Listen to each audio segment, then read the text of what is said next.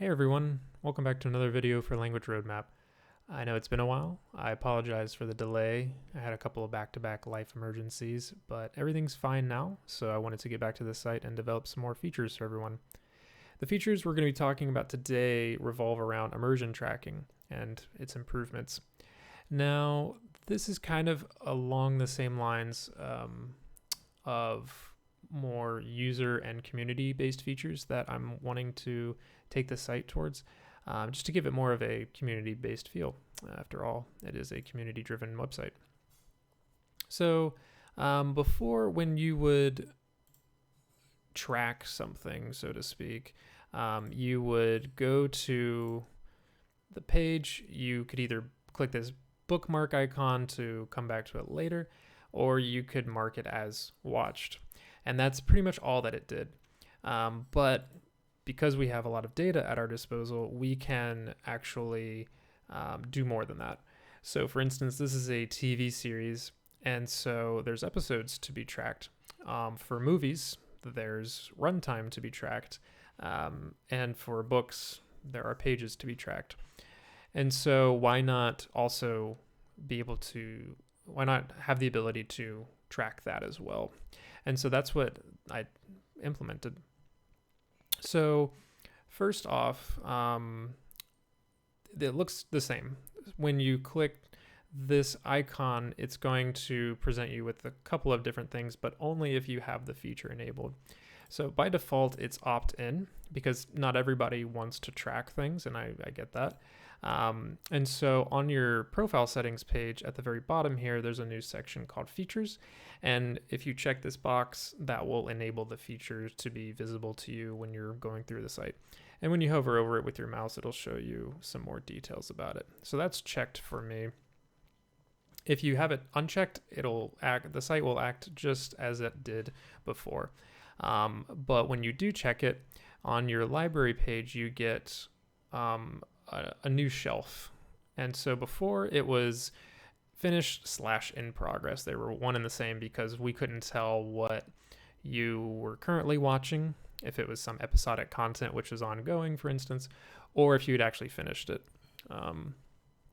So now, because we can track individual episodes and runtime and pages, etc., we know what's actually finished.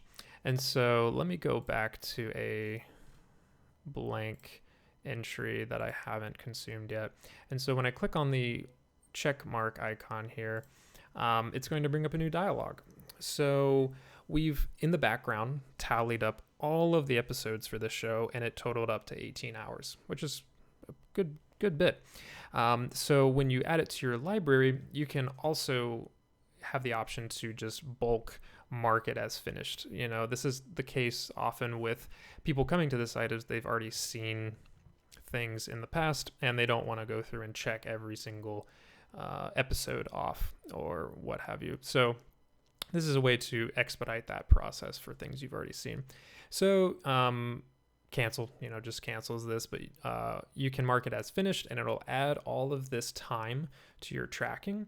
Or you can say, I just started it, or it's in progress, so I just want to add it to my library, but I don't want to add all this time there yet because I haven't actually seen all of this show. And so I have it marked as the French version, so that's why I already have some number here. So what this means here is a new icon. It's a percentage for what you've actually, it's your progress essentially. And so as I said, there's a French version of this, and so they share the same episodes. One's just a dub, so that's why this showed up as a 1.9% for me. Otherwise, it would say 0. And so when I click on it, it's going to bring me to this new view where you can track all of this. So this is a TV series, which is broken down by season and then episode, so we can see all of the different seasons.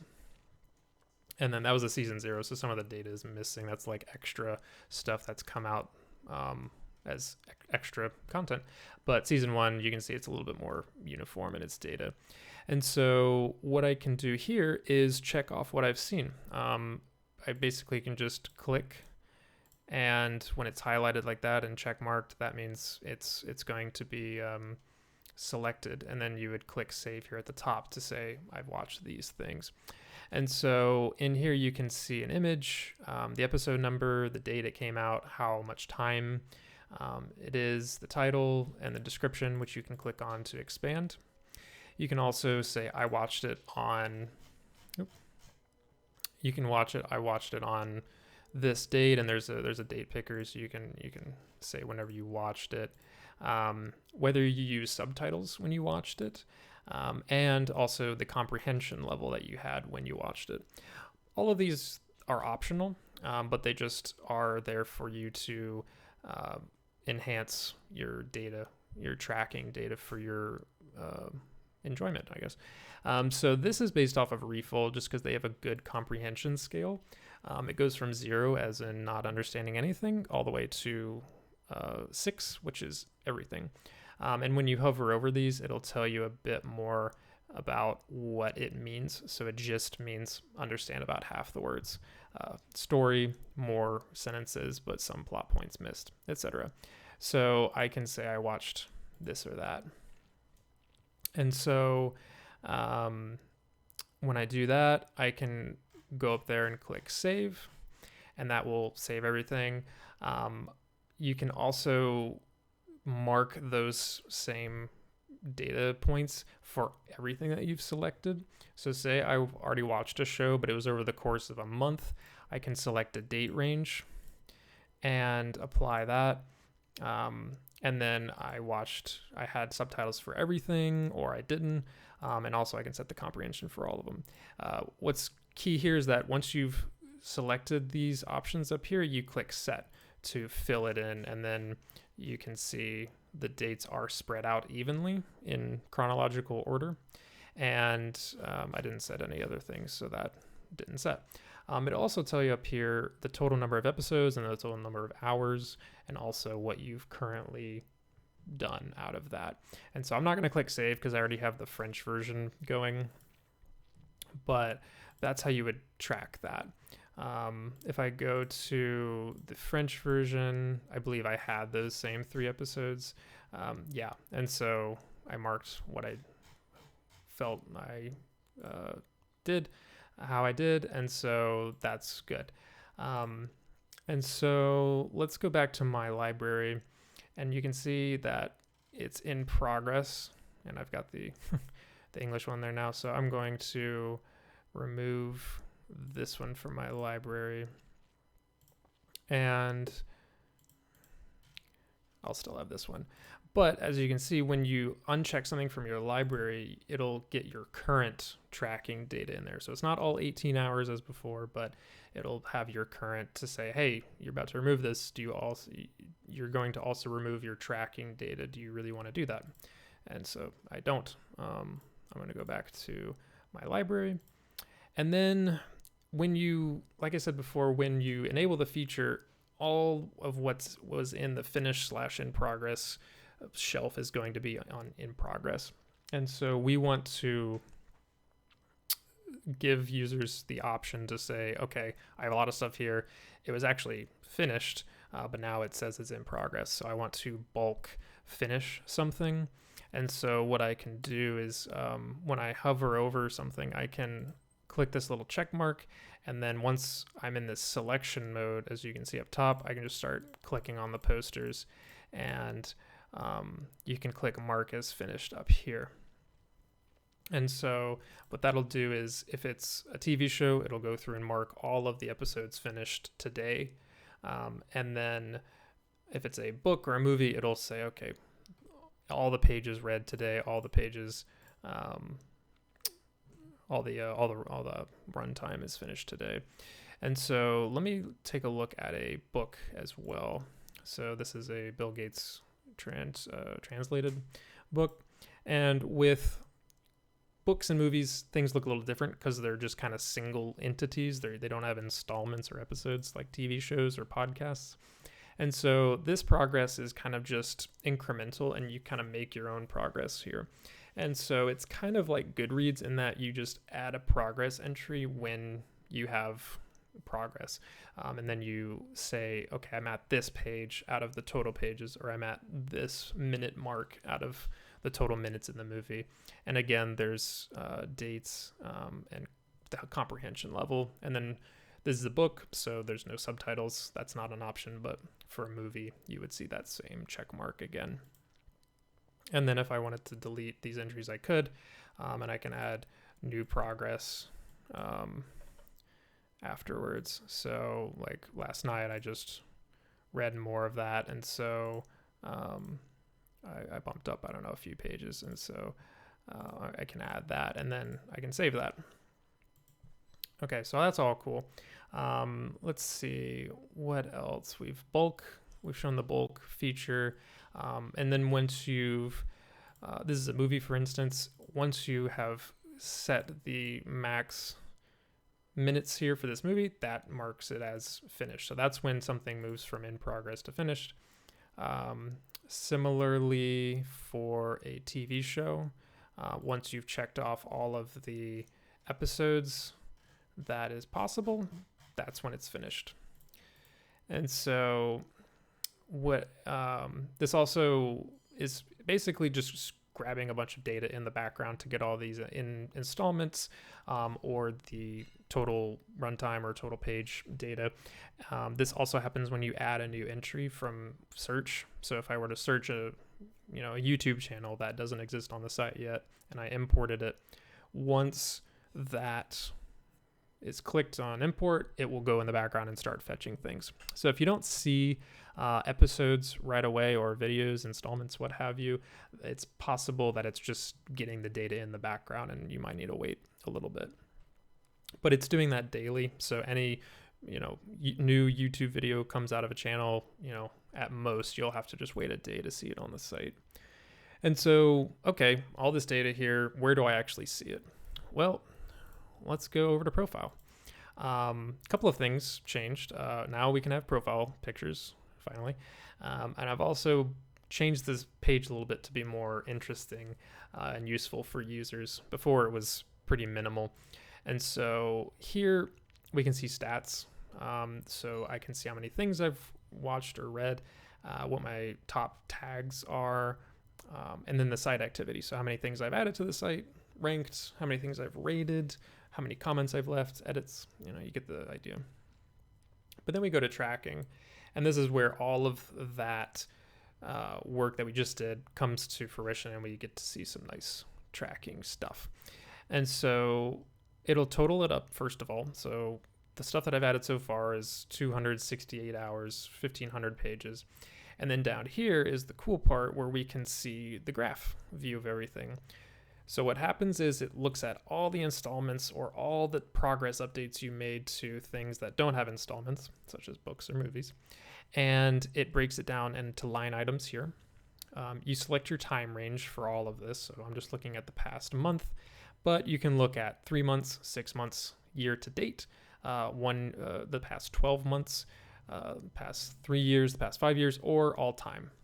It'll just go back to your first ever entry, and all of this is based off of the date picker that I showed you before. So it helps to put a date in there. If you don't put a date in there, it'll just show that as basically beginning of time. It'll just be there from the beginning. And so here, like I said, we're just looking at the past month. So we can see today's the 10th of November, but we can go back to, here's the 12th of October. I didn't have anything on the 10th of October, I guess. And so it'll show you for TV shows which episode it was, if you use subtitles, and then the time, and then for everything else just kind of is the regular title. And so then you can see the graph view of this. And so for everything that you can listen to, I put that into one graph. So that's, even if you're watching a TV show, you're mainly listening to it. However, if you're using it with subtitles, that's a little different. Sometimes that's considered reading. I just marked it as listening, but I qualified it with subtitles. So you can see a stacked graph. Here I have, about almost an even split of hours with and without subtitles. And so those show up as two different things, but about 200 hours total there, and then it works up to 268 because there's a lot added at the end there. And similarly with pages, you have a graph that shows you your cumulative over time, and that one's a bit more self-explanatory for reading. The comprehension level you can see here. This one's a bit weirder to look at because there's a lot of different fluctuations that someone might have, like myself, but you can kind of see my yellow line, which corresponds to the yellow in the reading graph here, is a bit higher, and that makes sense because I feel my reading comprehension is a little bit better than my listening, but sometimes you can see the listening bump up to the same level 5 as before, or as reading. And then at the bottom we have averages, and so this will take those same data points. It'll combine the listening into one versus reading, and then you can see a daily, weekly, or monthly average of both, and it'll list out the current values for each of those. And so right now I'm averaging about 5.4 hours per day, which isn't right because I just added a bunch of stuff and it just automatically adds it on today. And then 50 pages, which also the same thing. Weekly, you can see a bit more smoothed out because there's fewer weeks than days that have been charted. And so you can see there's a bit of a hike going up, but other than that, going at about 2.5 hours per week. And then monthly, but this is only 1 month. Let's see something cooler. Let's go to my all-time, which I think kind of started in 2019, beginning of. So you can see it kind of just gradually goes up for everything. I didn't really start reading until this year, or like reading like novels. I was reading comic books more before that. The comprehension level looks a bit more finicky, but this was me watching an easy YouTube channel, and then I got into more native content and it dropped. And then over the months, it kind of fluctuates in terms of averages, but that's pretty much the gist here. It kind of gives you more of a visual overview of your progress. It shows you continual progress. I think this can help people realize that they're actually making gains, even though they might not feel like it. More immersion is more. And so hopefully this helps with that. And so because this is on a profile page, you can see other people's progress and you can compare it and kind of see what people are watching up to the minute. And I think that's pretty cool. I know some people are not into tracking. Sometimes people don't like it, which I get, which is why you can turn the feature off. If the feature is turned off, none of this will be shown on your profile page, but I encourage you to check it out a little bit and play around with it. I've found some interesting stuff just doing it myself. I'm on my own profile. Add profile picture, add some more stuff to the site. Please enjoy the site. Please, share and mention it to other people who are also language learners. And also take a look at the Patreon. This one took a bit of work, and any type of help is much appreciated. It'll help keep the lights on and help people continue to enjoy the site. But that's all I have. I'm going to put in some more stuff related to this feature in the future, perhaps like some goal lines that you can see and compare your progress to, and possibly some leaderboards. I'm not sure. We'll see. But we also have the Discord, so if you go to the homepage, you can click on the link right here. Come hang out with us and discuss any of your thoughts about this or anything else language roadmap related. But that's all I got. I'm going to cut this off before it gets any longer. Thank you, everyone. Really appreciate it. Please enjoy. Thanks.